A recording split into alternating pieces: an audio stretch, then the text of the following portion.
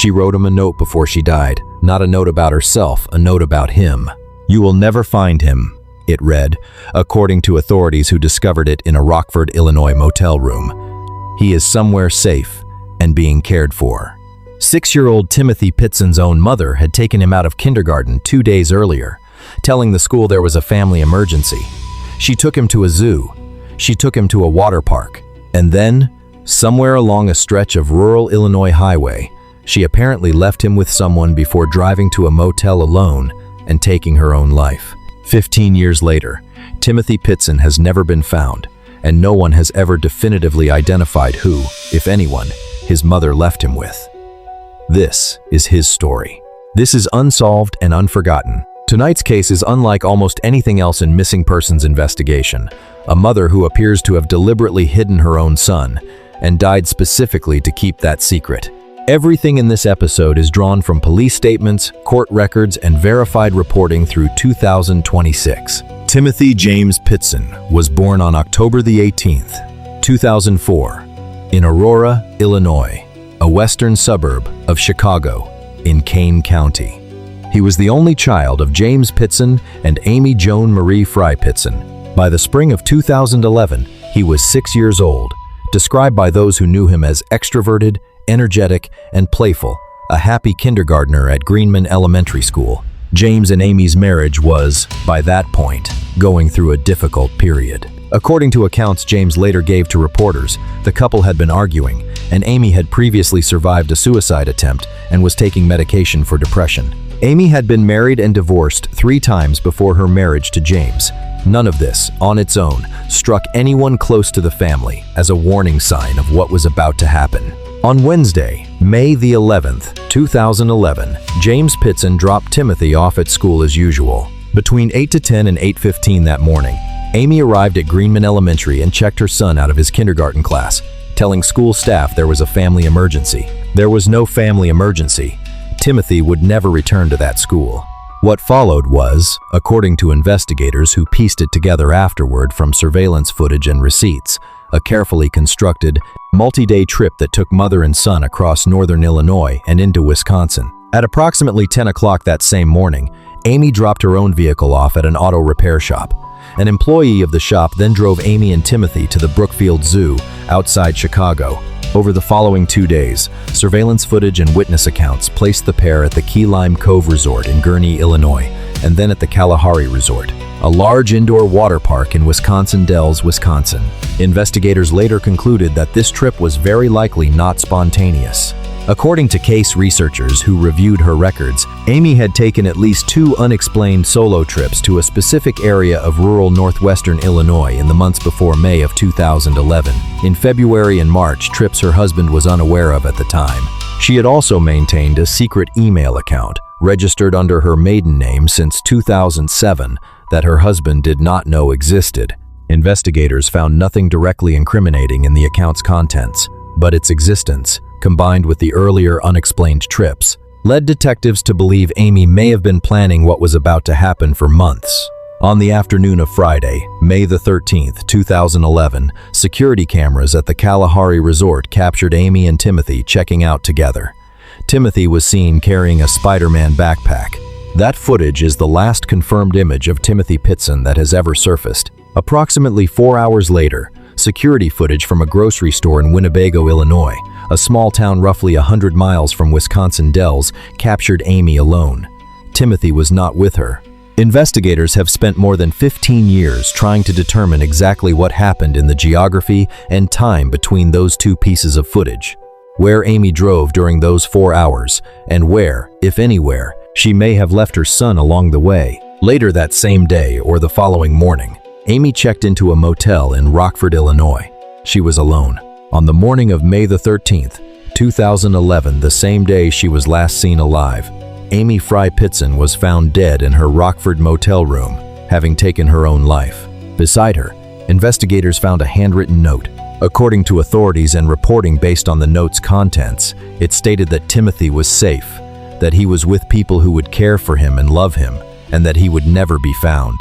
She did not name where he was, who he was with, or how anyone might go about looking. James Pitzen has said publicly, in interviews given to People magazine and other outlets, that he was utterly baffled by both his wife's suicide and his son's disappearance, and that he had no idea where his son could possibly be. Amy's own mother and James have both stated their belief that Amy loved Timothy deeply and would never have intended to harm him, a belief that has shaped much of the family's ongoing theory that Timothy is alive, somewhere, placed deliberately with people Amy trusted, rather than a victim of violence. Investigators pored over the physical evidence left behind for any indication of where Amy might have gone during those unaccounted-for hours. Among the details that emerged from the case file was a description, attributed to investigators' review of the evidence, of a possible reference to a meadow, a detail case researchers have since used to narrow the geographic search area, believed most likely to hold answers. Based on this and other physical evidence, investigators came to believe that the location where Timothy was most likely left is probably somewhere in Lee County or Whiteside County, in the rural northwestern part of Illinois, though Carroll, Ogle, Stevenson, and Winnebago counties have also been considered as possibilities. This entire region, largely farmland and small rural towns along the Illinois-Wisconsin border area, has never yielded a confirmed trace of Timothy, despite extensive searching over the years. Timothy's disappearance, given its bizarre and specific circumstances, a mother's calculated final act, rather than a stranger abduction, drew rapid and sustained national media attention.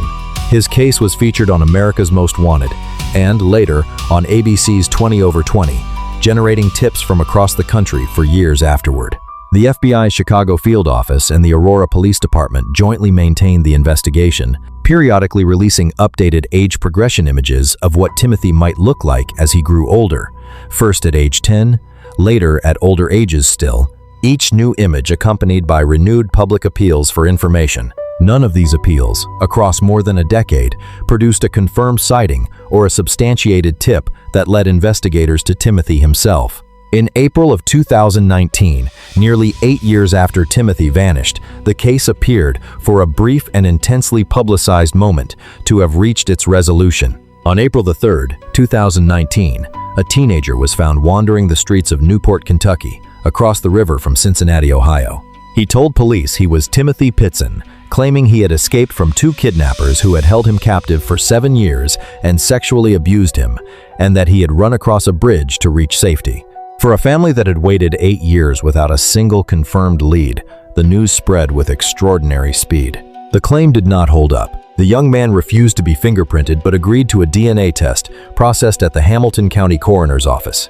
Because he had a prior criminal record, his DNA and fingerprints were already on file, and investigators were able to determine within roughly a day that he could not possibly be related to James and Amy Pitzen. Confronted with the DNA results, he admitted he was not Timothy. His name was Brian Michael Reaney, 23 years old at the time, from Medina, Ohio. He had been released from an Ohio prison on March 7, 2019, less than a month before he appeared in Kentucky after serving time for burglary and vandalism. According to the federal criminal complaint later filed against him, Reaney told investigators he had watched a rerun of the 20 over 20 episode about Timothy's case shortly before concocting the story, and that he wished he had a father like Timothy's, because, in his words, if he himself went missing, his own father would simply keep drinking. Prosecutors also revealed that Reaney had twice before falsely claimed, in unrelated incidents, to be a victim of sex trafficking. Reaney was charged with making false statements to federal authorities and pleaded guilty to aggravated identity theft. In December of 2019, he was sentenced to 2 years in federal prison, with credit for time already served, followed by 1 year of probation. At his sentencing, Reaney apologized directly to Timothy's family, telling them he wished he could take it all back. Timothy's aunt, who spoke on behalf of the family, expressed sympathy for Reaney despite the pain the hoax had caused, saying she felt sorry for a young man who had clearly been through difficulties of his own.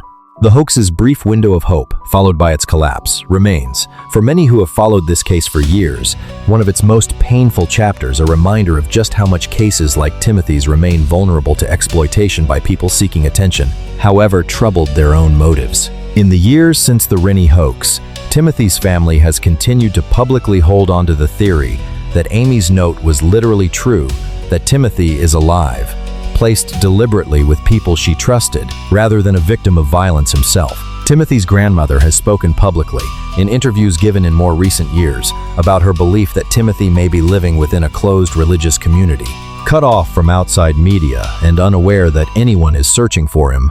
A theory rooted in speculation about Amy's associations and background, rather than confirmed evidence, and one that investigators have never publicly confirmed or ruled out. It bears stating plainly, no evidence has ever been made public that confirms where Timothy actually is, whether he is alive, or who, if anyone, Amy left him with during those unaccounted for hours on May 13, 2011. Every theory discussed publicly by the family remains, as of this recording, exactly that, a theory, offered by people who loved Timothy and have had nothing but a handwritten note to hold on to for a decade and a half. The case has continued to generate periodic renewed public attention well into its second decade. In May of 2024, the National Center for Missing and Exploited Children released an updated age progression image showing what Timothy might look like at 19 years old. Time to a renewed appeal from his father, James Pitzen, through NCMEC's own messaging. In that message, James spoke directly to his son, telling him that the years apart had been difficult, that he looked forward to being reunited with him, and that there was so much of Timothy's young life he had missed, being part of closing with the message that he looked forward to spending time with his son and getting to know him again. As of 2026, Timothy would be 21 years old, technically an adult under the law, a detail that further complicates any future reunion, since an adult Timothy would, under most circumstances, have the legal right to choose whether or not to make contact with his birth family, even if eventually located. Timothy Pitzen remains classified as an endangered missing person, with an active case file maintained jointly by the Aurora Police Department, the FBI's Chicago Field Office, and the National Center for Missing and Exploited Children. No confirmed sighting of Timothy has ever been substantiated in the more than 14 years since his disappearance. Investigators have never publicly named a specific individual or group believed to be sheltering him, and the specific location referenced in Amy's note, if such a location can even be pinpointed from the evidence she left behind, has never been definitively identified. James Pitzen has continued, year after year, to use each anniversary and each new piece of media coverage as an opportunity to speak directly to his son, hoping that wherever Timothy is, whoever he has become, he might one day see one of those messages and understand that his father never stopped looking. Timothy Pitzen's case does not fit the pattern of almost any other missing child story. No stranger snatched him from a parking lot or a bus stop. His own mother took him on what looked, for 3 days, like an ordinary family trip, a zoo, a water park, a Spider-Man backpack before making a choice that has never been fully explained, and taking her own life specifically to ensure that choice would never be undone. 15 years later, a note that says, "You will never find him," remains the single most concrete piece of evidence in the entire case. For a family that has built more than a decade of hope on the possibility that those words were literally true, it remains both a source of pain and the only thread of hope they have ever had to hold on to. If this episode helped you understand one of the strangest missing child cases in American history, please like this video, leave a comment, and subscribe to Unsolved and Unforgotten for our next case. Anyone with information related to Timothy Pitzen's whereabouts is asked to contact the Aurora Police Department or the FBI's Chicago Field Office. He is missing. He is not forgotten.